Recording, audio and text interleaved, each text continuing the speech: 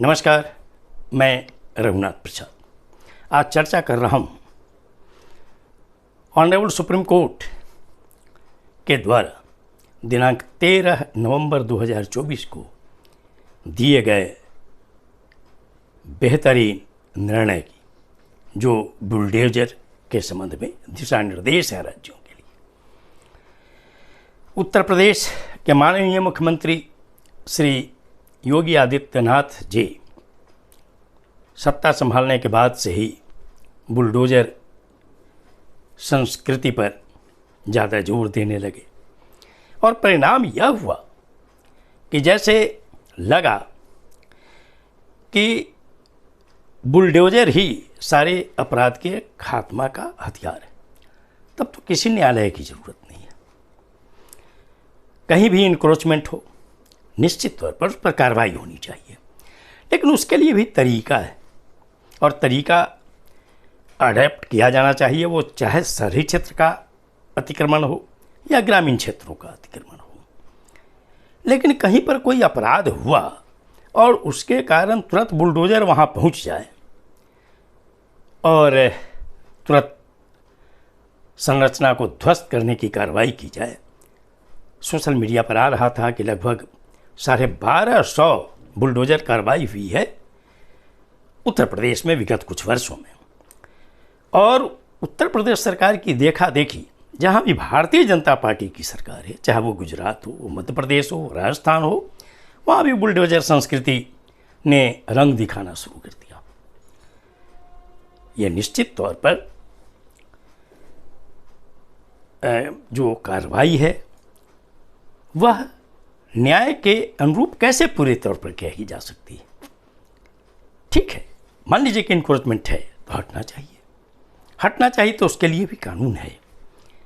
कि उसकी बजावते नापी होने के बाद उनको एक समय देकर नोटिस दिया जाए, संरचना के सामने भी एक नोटिस चिपका दिया जाए, फिर उनके जवाब को देखा जाए, फिर जवाब के आधार पर उनको फिर शोकॉज के लिए समय जवाब देने के बाद भी अगर सरकार को है कि नहीं जवाब संतोषप्रद नहीं है तो फिर एक मौका, और आदेश के बाद उसको भी अपील में जाने का अधिकार मिलना चाहिए, जो ऑनरेबल सुप्रीम कोर्ट ने 13 नवंबर की कार्रवाई में कहा। यहाँ तक कि बेंच की जो अध्यक्षता कर रहे थे श्री BR गवई साहब, जो भविष्य में चीफ जस्टिस के भी पद को सुशोभित करने वाले हैं, उन्होंने कवि प्रदीप की कविता को भी पढ़ा कि सभी का अपना घर हो, सभी का अपना आशियाना हो। और इसका देखा देखी अब ऐसे होने लगा कि कुछ ग्रुप, मैं देख रहा था कुछ महीना, कहिए कि कुछ दिनों पहले तक, कि हिमाचल प्रदेश में एक मस्जिद के कुछ हिस्से जो सार्वजनिक ज़मीन पर थे उसको लेकर एकदम राजनीतिक रंग दे दिया गया। उसका देखा देखी फिर उत्तराखंड में एक मस्जिद को लेकर विवाद होना शुरू हो गया। मैं अनुरोध करना चाहूँगा सरकारों से, राज्य सरकारों से,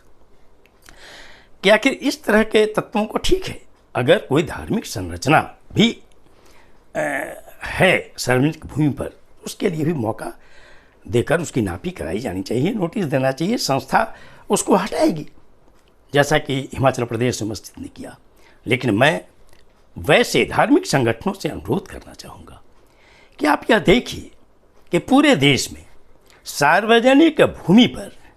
किस धर्म के ज़्यादा पूजा स्थल हैं। कल को मान लीजिए कि कोई ऐसा संगठन खड़ा हो जाए और वो इसकी सूची तैयार करके दे सरकार को कि फला धर्म के इतनी जो पूजा स्थल हैं वो सार्वजनिक स्थानों पर हैं,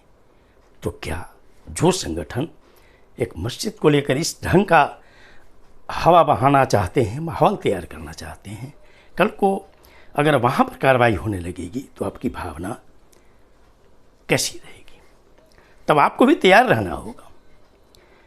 कि किसी भी धर्म की, चूँकि यह धर्मनिरपेक्ष देश है, किसी भी धर्म की कोई भी जो संरचना है, पूजा स्थल है, निश्चित तौर पर जो लोग दान दें ज़मीन, उन पर संरचना होनी चाहिए। लेकिन जो वर्षों वर्ष से चले आ रहे हैं, लोग वहाँ पर पूजा पाठ कर रहे हैं, अगर एक धर्म पर आप उंगली दिखलाएंगे तो अन्य जगह पर भी उंगली जा सकती है और इससे विवाद पैदा हो सकता है, देश में बहुत बड़ी समस्या खड़ी हो सकती है। लेकिन वैसी सभी संरचनाएं जिससे ट्रैफिक में प्रॉब्लम हो रहा है, किसी भी तरह का ट्रैफिक हो, चाहे वो रेल का हो या रोड का हो,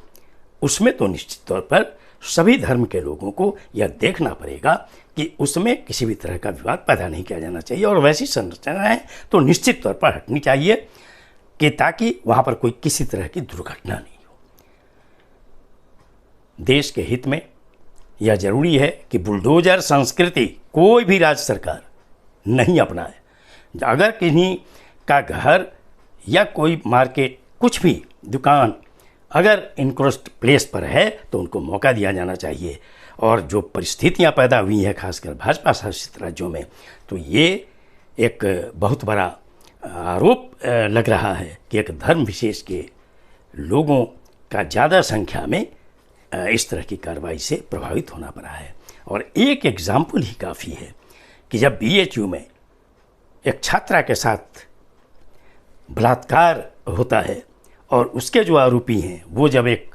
पार्टी विशेष के निकलते हैं तो उनके घरों पर बुलडोजर नहीं चलता है। तो यह देखने से यह लगता है कि यह पक्षपातपूर्ण अगर कोई कार्रवाई दिखने में लगे तो इससे सरकार को निश्चित तौर पर बचना चाहिए। और ऑनरेबल सुप्रीम कोर्ट निश्चित तौर पर जो दिशा निर्देश वहाँ से आए हैं वो पूरे देश में एक कार्य संस्कृति पैदा करेगी ताकि किसी भी तरह का आरोप किसी पर नहीं लगे। ये वीडियो आपको अच्छा लगा हो तो निश्चित तौर पर लाइक करें, शेयर करें। अब तक मेरे चैनल को आपने सब्सक्राइब नहीं किया, सब्सक्राइब करें, बेल आइकन को टच करें ताकि मेरे हर आने वाले वीडियो का नोटिफिकेशन आपको मिल जाए। आप सभी लोगों के लिए शुभकामनाएं। धन्यवाद। जय।